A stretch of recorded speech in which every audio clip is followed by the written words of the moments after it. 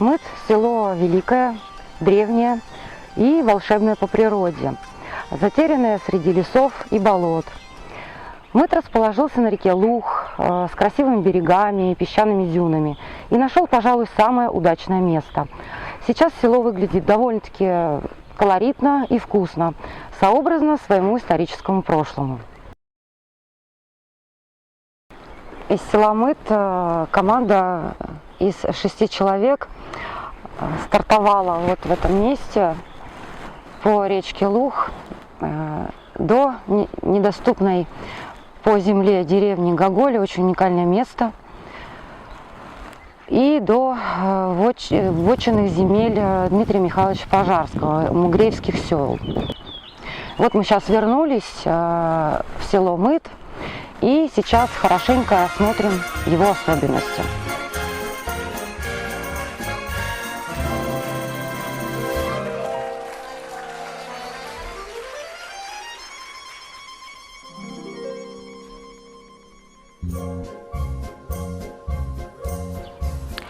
Первое упоминание – далекий XIV век.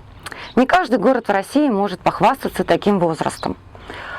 По легенде, имя селу дал преподобный Макарий Унжинский и Желтоводский, который за переправу через реку Луг снял с себя последние поршни и сказал: «Век свой мутитесь, усиленно трудитесь вы и ваше потомство.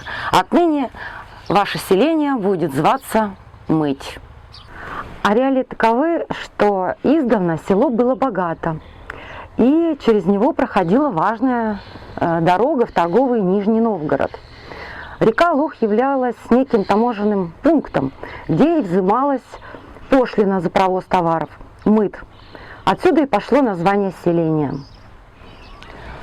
Долгое время Мыт был государственным владением, и лишь в начале XVII века был пожалован спасителю всея Руси Дмитрию Михайловичу Пожарскому.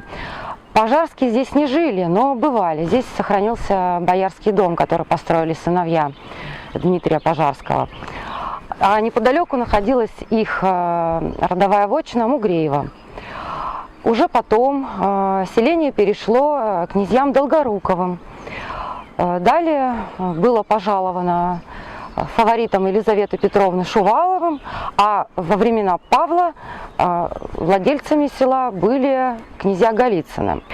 Но негромкие фамилии обеспечили славу Мыту, а главным образом его транзитное положение и особая торговая субкультура, говорившая на тайном языке.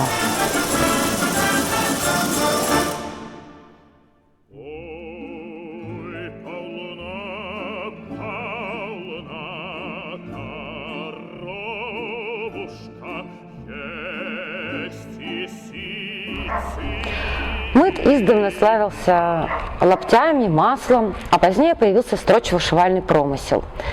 Звонкоголосые афени-коробейники стали известны далеко за пределами Владимирской губернии, к которым относился тогда и Мыт.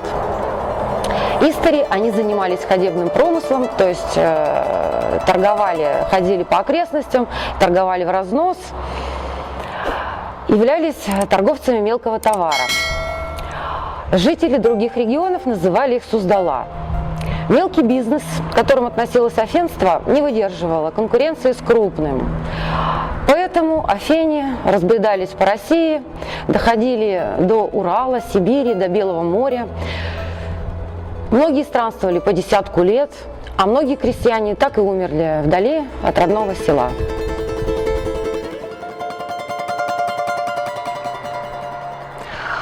Чон не мастерит, тот не бряет. Так звучит по-афенски поговорка: кто не работает, тот не ест. Об афенях узнали благодаря их тайному языку.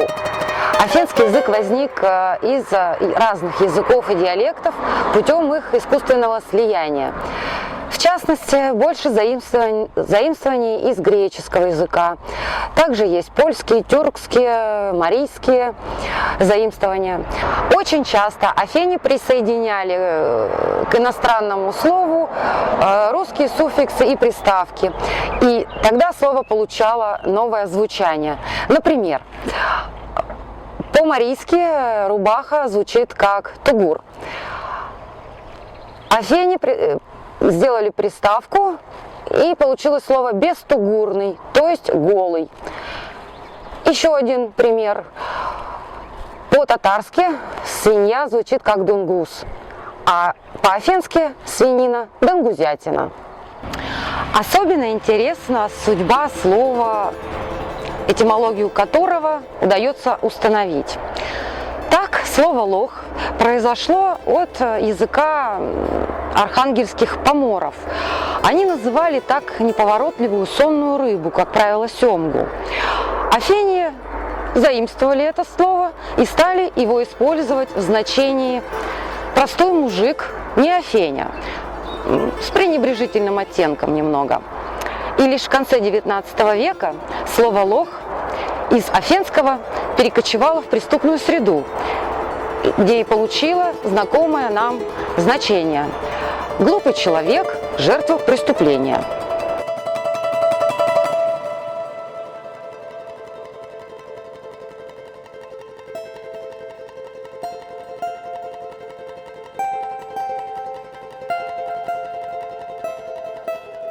Во времена корабейников мыт богатеет, обрастает каменными зданиями, строятся крепкие избы красивые и появляются храмы.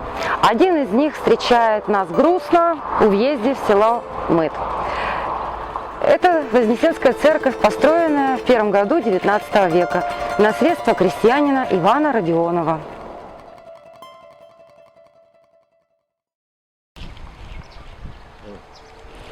Знаменитые дворяне Голицыны тоже отметились в Мыту.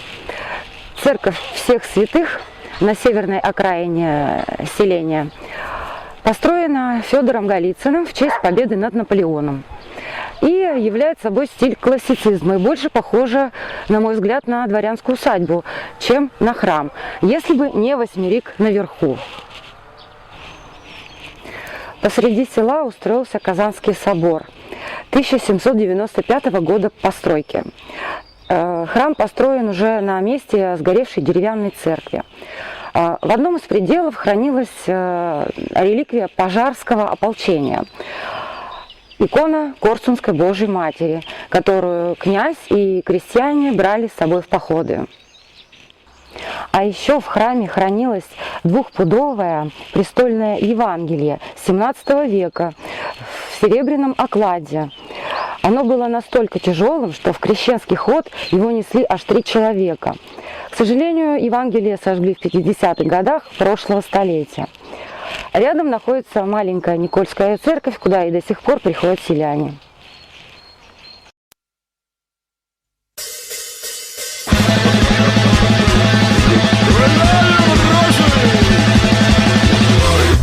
Полна моя коробушка есть, и ситец, и парча.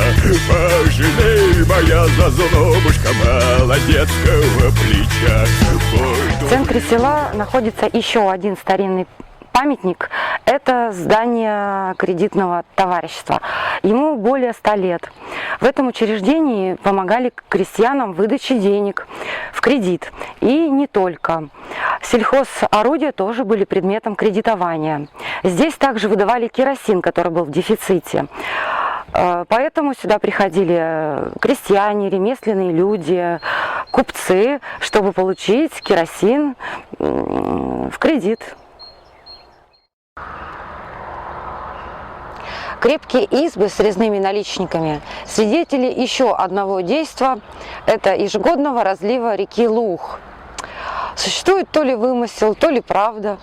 Якобы проезжал здесь Пушкин объездами из Болдина в Петербург, то ли свататься к Наталье Гончаровой, то ли по пути заехав к своему другу Бутурлину Михаилу, но увидел он море разливанное, и на возвышенности стояли крепкие дубы. Возможно, отсюда и появилось вступление к поэме «Руслан и Людмила» «У лукоморья дуб зеленый», а может быть и нет.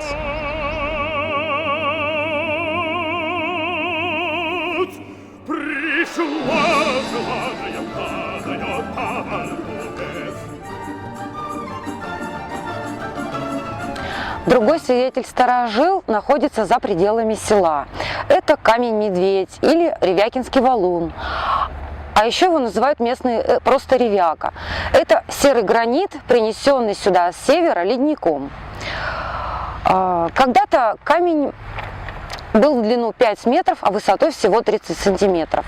По воспоминаниям старожилов, Ревякинский валун стоял вертикально и был высотой с двухэтажный дом. Потом постепенно, вернее, сначала он упал и постепенно стал погружаться в землю. Старожилы вспоминают, что несколько десятков лет тому назад на камне помещалось 3 пары, устраивали станции. А другие говорят, что на валуне могла развернуться 3 лошадей. Виной погружения камня в землю не только его вес, но и подземный источник, который подмывал камень снизу, а также кладоискатели. Есть версия, что татары под предводительством Махмуд-Кази разграбили эту территорию в 1429 году и бежали. Но перед этим спрятали под валуном награбленные сокровища. Либо, по другой версии, захоронили кого-то из знати. Копатели ищут клады, действуя не только лопатами, но и техникой. Но результата пока нет.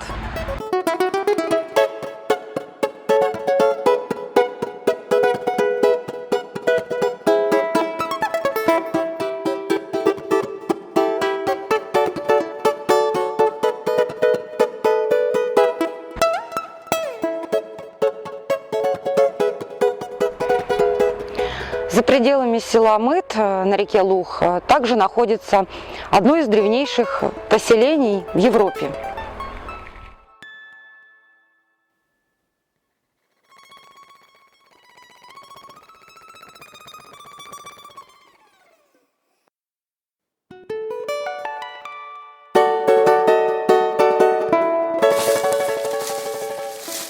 Это место, оно совершенно уникальное, его, наверное, в Европе такого больше нет. Особенность этого места заключается в том, что вот этот вот ландшафт, рельеф, точнее, даже микрорельеф не изменили за последние 5000 лет. То есть здесь у нас мы находимся посреди неолитического поселения волосовской культуры археологической. То есть это финальный неолит, где-то 3-е тысячелетие до нашей эры. Вот эта яма позади меня, вот я сейчас в нее встаю. На первый взгляд она совершенно неприметная яма, но на самом деле это остатки полуземляночного жилища, которое сохранилось с тех пор. Вот таких ям здесь несколько. Вот там вот еще одна находится яма, вот можно посмотреть, отсюда видно. Вот. За моей спиной еще несколько таких ям. То есть в ряд шли жилища вдоль берега реки. Река, видимо, текла точно так же здесь и 5000 лет назад. Вот. И некоторые жилища имели даже крытый выход к воде. То есть это полуземлянки. Вот. Люди той эпохи жили в основном рыбалкой. Вот, селились по берегам крупных рек, водоемов, озер. Допустим, вот сейчас у нас поздняя весна, май месяц. Где-то в июле вода уйдет, и в прибрежном песке можно проследить шлейф вот этой стоянки. То есть можно будет, прямо зачерпнув ил прибрежный, в руках найти камушки, остатки кремниевой отщепы, если повезет, то даже наконечник стрелы, вот, скребки и так далее. Глухое село и есть настоящая Россия. И в этой России нет золотого великолепия Петербурга, высокомерия и богатства Москвы, порой даже асфальта нет, и кресты на Вознесенской церкви печально поникли. Но зато есть свежий воздух, тихая река и искреннее здравствуйте местных жителей. И вот именно это и приковывает внимание к забытым уголкам нашей страны.